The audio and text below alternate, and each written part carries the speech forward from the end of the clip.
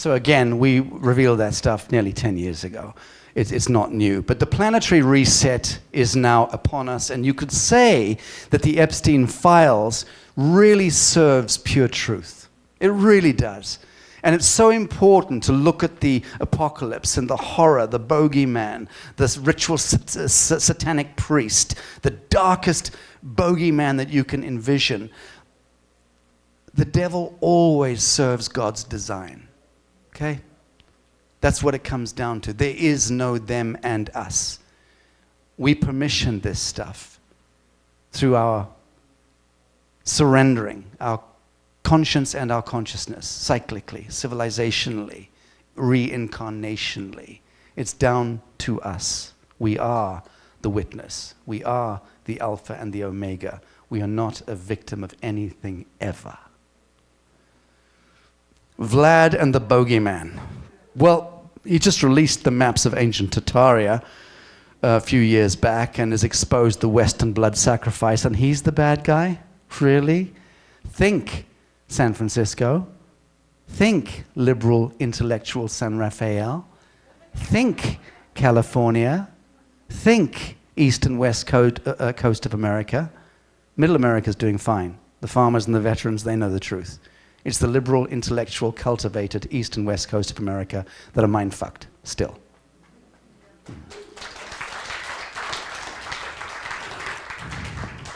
So that's my standard now, hashtag fuck the government. And I think it's a very healthy thing if we all use that as a mantra. None of this hoponopono stuff. Hashtag fuck the government, that'll do. And I've been saying it to government. And in the diplomatic work I do with heads of state, with royal establishments, I always say the same thing. I'll bring it up in the course of a conversation. Hashtag fuck the government. And they'll all laugh. Everyone feels it, even in power. Everyone's had enough. A lot of good people trapped in the bad system, yeah? Scarcity to abundance. This is where the journey and the story becomes more uplifting. From scarcity to abundance. Well, a nice idea. How do we manifest it? How do we enact it? How do we embody it? That's the only thing that matters. This is at my home, actually, in Bali. This was the restoration of the hereditary leadership in that part of the world. There I'm sat next to, well, actually these are all sultans and rajas. That's the Bishop of Jerusalem, one of the paramount chiefs of Africa. But that was in 2019, bringing the royal establishments together. For the first time in history, the Christians and the Muslims coming back, and this was the New Earth Festival that we did, which was to restore the hereditary leadership and the sanctity that was lost through the dominion of governments and through the Roman Catholic Church and the conquest and so on and so forth of the last 500 years. Climate and resources. Well, don't stop me on that subject. Climate changes because if it didn't, we'd be really screwed. Climate needfully necessarily changes. It's part of an evolutionary cycle. It's a necessary thing. But the question is, do Babylonian priest bankers jump in and try to monetize that change? The answer is yes. And that's how foolish we are. So there's nothing wrong with the climate, and humans don't get to save Earth. Hate to be the one to tell you that. We are as bacterium scuttling around on the surface of a rather large thing. Call it a ball, call it a plate, call it what you like. We are not that relevant in material terms. We are very relevant in terms of dreaming, the power of how we imagine and how we dream. But we don't do much harm to the planet. You can trust me on that. The biosphere is absolutely thriving. Who steers the climate anyway? Who's the fan of Dan Winter in here? You. Okay, handful. So Dan's a beloved friend of mine for more years than I can remember. But Dan is the one who reminds the world, take a child, take a 5, 6, 7-year-old child, and let them stand in, preferably a toddler, young, 3, 4, 5. Let them stand in muddy water, where the paramagnetic force of the earth is connected to their kundalini. And let those children look at clouds and punch holes into them. It'll happen almost instantly. That's technology. Once the child becomes jaded, intellectually primed and programmed, They lose the capacity to be able to project their own will onto nature. But before that, cynicism comes in. Any child can punch holes in the clouds and steer the climate, make the rain come. It's all to do with innocence and seeing the world through the eyes of a child, right? That's powerful technology. Potlatch. Anyone know what that means? One person, thank you. No disrespect, but that is an indicator of how mind-fucked you are and we are. Because everyone should know what that means. That was how the sanctified First Nation peoples used to share their wealth. If one individual in the Americas, in the First Nations, became overly wealthy because of his inheritances or because of the boon that he had with favorable harvest after favorable harvest, or he found gold in his land, if he became too wealthy, he would have a potlatch ceremony and share the wealth. You don't sequester and stockpile and get richer and richer and richer, which is the sickness, the mind virus. I call it white man's poison.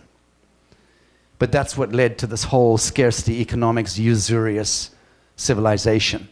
So the Great Reset means on earth as it is in heaven. That's my language. I mean, that's my take on it. But I happen to know, like many things, I'm right about this piece. Very, very right about it. So the Great Reset is not being done out there or happening to us. It is what I determine. Because my will be done. My will be done. Not Yahweh, not Jehovah, not Buddha, not Ganesha, no agency outside of this Son of God, this child of God, this living man of the living soil. I am the witness. I am the technology. I am the arbiter and the determiner of the outcome. Amen.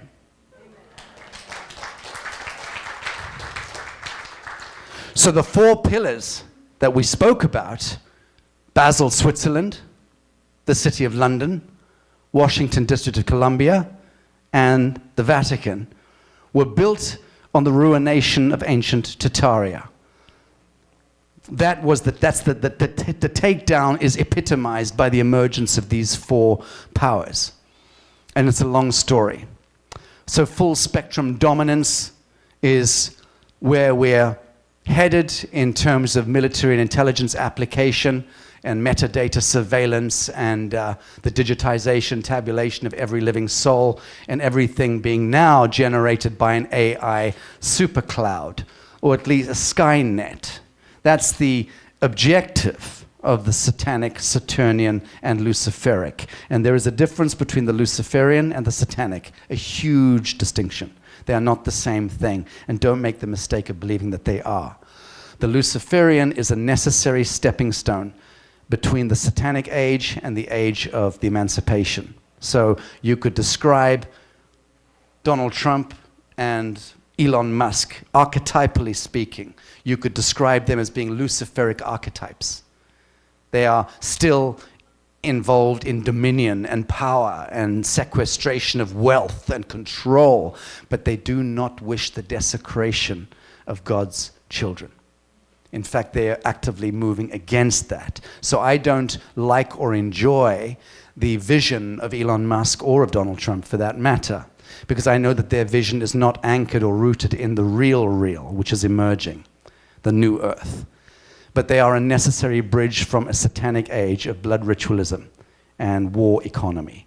It's a necessary transition that we're going through right now, but they're not the same thing. The Obamas, the Clintons, the Bushes, the Rockefellers, the Rothschilds, all of that lot at their root are connected to the cult of the snake, the brotherhood of the snake. Donald Trump, Elon Musk, and that ilk are connected in that sense to the Tartarian mythos, and certainly Vladimir Putin is. In any event, I don't want to wax on that subject for too long, but this idea of a kind of transhumanistic AI meta government control through the digital spheres. Is that going to happen? Well, almost certainly it is going to happen, because it's happening already. It's already happened in point of fact. It's happened. It's already here. That kind of supra control and surveillance is already upon us. But again, it's an interim. It's not set or fixed. We're dissolving that program, that matrix program, very, very quickly and very easily. That man there is a living saint. This is Professor Florian Kolchiag, and that's him standing behind me. That was in our office in Bucharest. And that's me wearing a helmet. And that helmet, when I just rushed from the airport to get there for that day, these military and intelligence folks and scientists were gathered about to do the experiment with the helmet using the universal genome. It's an algorithm discovered by this brilliant mathematician, one of the finest mathematicians alive, highly recognized, incidentally. And I said to the professor, am I in time? Can I wear the helmet? And he said, hell no, because I saw somebody else was wearing it. And I said, well, can I wear it? And he said, no, I don't advise it. And I said, well, why not? He took me to the side and he said, listen, if you wear the helmet, when this experiment kicks off, within 8 minutes, everyone in this room will know every single thing about you. They will know your foibles, your fantasies, your addictions, your perversions, your dreams. Everything will be known. Do you really want that? And I said, yeah. I'm really good with that. And I wore the helmet. And 8 minutes later, sure enough, it spat out charts. The computer spat out these images on the screen, and everything about me was there. I learned more about myself in that the universal genome being used with the frequency coming off my brain. It was just the most incredible thing to learn about myself. The psychology and the counter-psychology I learned about myself in reading the report that came out was phenomenal. It was a gift I wish on every human being. Now, the good news is I'm working with Professor Florian Kolchiag in the New Earth, and we intend to get this technology out. What does it mean? It means that we can build a portal like a doorway using a kind of advanced electrographic, and you can walk through, if you're a politician, and it'll go, You cannot enter the New Earth. If you are corrupt in any way, shape, or form, you cannot enter. The plasma shield won't allow it. And this is where I think we're taking it. The organic, sentient, living men and women of the living soil need to just peel off from the smart city trans bullshit and start to define our own jurisdiction. It's all about jurisdiction.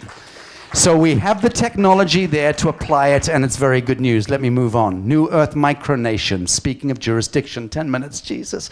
Okay. Emergence of the prophesied Rainbow Warrior Tribe, 2025. We did this last year in Tennessee. We're going back again this year, Midsummer's Day. It's our land. It's the New Earth Micronation. And we began the process of cleansing the soil and returning that 66 acres back to the Genesis Treaty of the First Nation peoples 1,500 years ago.